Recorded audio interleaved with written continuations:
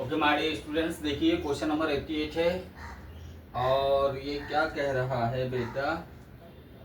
कह रहा है कि यदि a base n equal 5 minus 11n तब सर्वांतर ज्ञात कीजिए। ठीक है, हमको यहाँ पे इस क्वेश्चन में क्या ज्ञात करना है बाबू? सर्वांतर ज्ञात करना है। यहाँ पे क्या कह रहा है कि यदि a base n equal 5 minus 11n है तो हमें क्या करना है? सर्वांतर ज्ञात करना है। सर्वांतर यानी डिफरेंशिएट यानी कि डी हमको फाइंड करना है। ठीक है, चलो देखो आप क्या करते हैं। देखो जो दिया पहले आप वो लिखिए, a base n equal 5 minus 11n। ठीक है बेटा, तो आपने ये फार्मूला देखा होगा बेटा। ये फार्मूला आपका क्या है? a base n equal a plus n minus 1 into बी। ठीक, जब आप ये फार्मूला लगाओगे, जब आप बेटा a base n equal a plus n minus 1 into D का फार्मूला लगाओगे, क्योंकि डिफरेंशिएट डी सर्वांतर इसी में बैठा हुआ है ना, तभी तो जाके आप क्या करोगे? डी का मान निकाल पाओगे। अब देखिए क्या करते हैं, ध्यान दीजिएगा। यहाँ पे राइट लिखिए नाउ,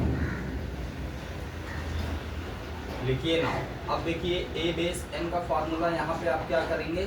अप्लाई करेंगे। क्या होता है? a plus n minus 1 into D. जब ये फार्मूला अप्लाई करोगे तभी डी आप निकाल सकते हो। ठीक, अब देखो a बेस n यानी a बेस n जो है वो क्या है आपका? क्या ऑलरेडी यहाँ पे पहले से ही दिया है, 5 minus 11n equal a plus n minus 1 into D. ठीक, अब बेटा थोड़ा ध्यान दीजिएगा, हमको क्या निकालना है? डिफरेंस निकालना है। तो हम डी को रोकेंगे, बाकी सबको क्या कर देंगे? पक्षांतर कर देंगे। बाकी सबको हम क्या कर देंगे बेटा? पक्षांतर कर देंगे। ठीक है, अब देखिए कैसे करते हैं। तो ये हमारा क्या हो जाएगा? 5 माइनस 11n। ए यहाँ पे है, ए को पक्षांतर करो तो ये माइनस का ए हो जाएगा। ठीक, अब बराबर में क्या आपका शेष रह गया? n माइनस 1 इंटू डी, ये आपका शेष रह गया। देखिए क्या करते हैं, n माइनस 1 और डी का आपस में कौन सा संबंध है बेटा? गुणे का संबंध है। गुणे का संबंध होता है तो मैंने बाबू आपको बताया है, आप क्या करिएगा? पक्षांतर करने पे गुणे का होता है, पक्षांतर में बटे में आ जाता है ना। तो ये n माइनस 1 कहाँ आ जाएगा? बटे में।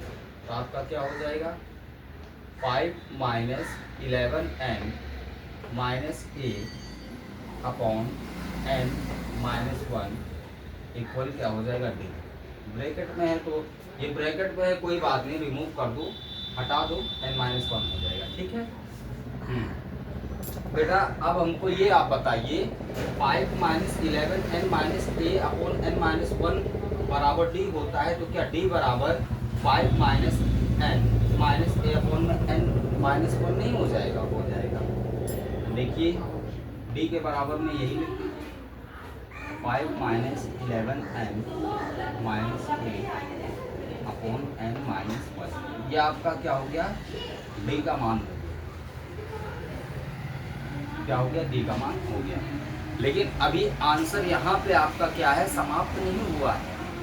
ठीक, अब देखो डी का मान हो गया तो ए हमें यहाँ पे कुछ मानना पड़ेगा, क्योंकि अंकों में लाना है, इसका मान अंकों में लाना है। तो ए की वैल्यू हमें कुछ माननी पड़ेगी। जब तक लेफ्ट नहीं करेंगे तब तक हमारा ये आंसर कंप्लीट नहीं होगा। कंटिन्यू रहिएगा, लगातार उतारते रहिएगा, आगे देखो क्या होता है। अब हम लेट करते हैं, यहाँ पे लिखिएगा देन, यानी तब, लिखिए लेट। ठीक है, ए की वैल्यू क्या करो? ए की वैल्यू -6 यहाँ पे ले लो। ए का मान क्या करो? -6 ले लो। ठीक है बेटा, तो आप क्या करोगे? ए का मान -6 जब लोगे, अब यही ए का मान इसमें रखो, डी में। तो क्या है? 5 माइनस 11n माइनस ए, ये माइनस ए है बेटा, ये ए हो जाएगा। अपॉन में n-1, क्योंकि n-1 को हम जब तक काटेंगे नहीं पूरे तरह हमारा जो है मान नहीं आएगा। ठीक, अब डैश कर दो इसको। देखिए क्या करते हैं,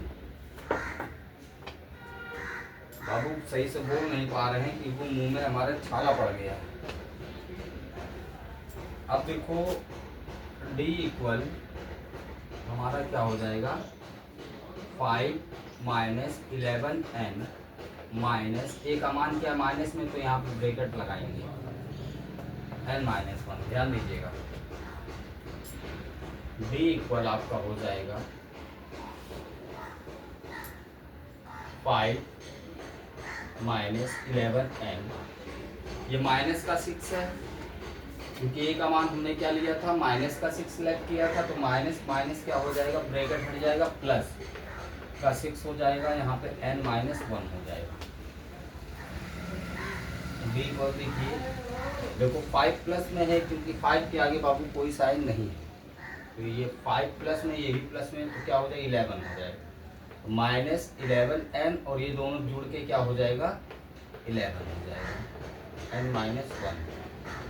अब बी इक्वल देखिए क्या हो जाएगा 11, यहाँ भी है यहाँ भी है, तो माइनस का 11 हम क्या करते हैं कॉमन लेते हैं, जब माइनस कॉमन लेते हैं तो अंदर क्या बचेगा n बचेगा और साइन आपका माइनस रहेगा और इस 11 की जगह क्या हो जाएगा 11, क्योंकि माइनस का साइन अगर लेते हैं तो कॉमन तो साइन चेंज हो जाता है। ठीक, अब नीचे देखो, ठीक, अब देखो -11 और n-1 होगा बेटा, है ना, n-1 अपॉन में भी 1 है, इन दोनों के बीच में गुणा है, तो बेटा जब मान लो कि तुम्हारा अंश में कोई 2 अंक होते हैं उनका आपस में गुणे का संबंध होता है, बटे में भी अगर कोई वही अंक हो तो आपस में कट जाता है, लेकिन ये केवल गुणे में ही इस प्रोसेस को अप्लाई करेंगे। ठीक, इस स्थिति में कटता है, नहीं तो पता चला इन दुई के बीच में प्लस का साइन और नीचे भी वही अंक पड़ जाए तो क्या होगा, द्विपद है और द्विपद आपस में जुड़ नहीं रहे, नीचे भी एक पद तुम्हारा सेम हो जाए तो लोग काट देते हैं। लेकिन जब 2 पद होते हैं अंश में, देखो ये 11 हो गया, एक ये हो गया, लेकिन दोनों का संबंध क्या हो, गुणे में हो, बटे में देखो कोई एक अंक तो एक चीज मिल रहा है n-1 तो कट जाता है। ठीक, तो डी तुम्हारा क्या हो गया माइनस का 11 हो गया, यही आपका आंसर है। ठीक है ना बेटा, और आप लोग खूब मेहनत से पढ़िए, मन लगा के पढ़िए। आप लोगों को ऑनलाइन क्लास करनी है तो 2 घंटे आप लोग ऑनलाइन क्लास कर सकते हो।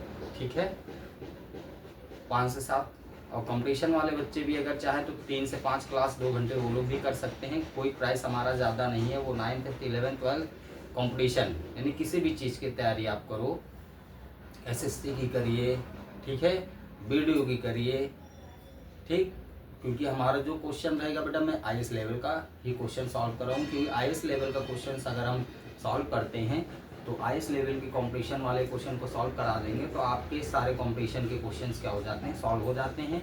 ठीक है, अब मेहनत से पढ़िएगा, ईमानदारी से पढ़िएगा, तो ऐसा कोई भी कंपटीशन नहीं जिसमें आप बीट ना कर पाओ। ठीक है, इंटरेस्टेड है तो आप लाइव क्लास करिए कंपटीशन वाले बच्चे, 3 से सुबह 3 से 5। ठीक है, 1-1.5 साल पढ़िए, आपको खुद ही पता चल जाएगा कि क्वेश्चन में दम है कि नहीं। ठीक है, 1-2 महीने में ही आप समझ जाएंगे। बाकी प्राइस कोई ज़्यादा नहीं, वो आप पे डिपेंड है। हमारा 1 रुपये प्राइस है ऑनलाइन क्लास। ठीक है, आपको जब भी देना होगा, आप जब अच्छी नौकरी पा जाएंगे या 9th 11th 12th के बच्चे पास हो जाएंगे साल, 1.5 साल, 2 साल में, तो प्राइस दीजिए, मेरी तरफ से कोई प्रेशर नहीं है ना बेटा। ओके बेटा, थैंक यू, है ना।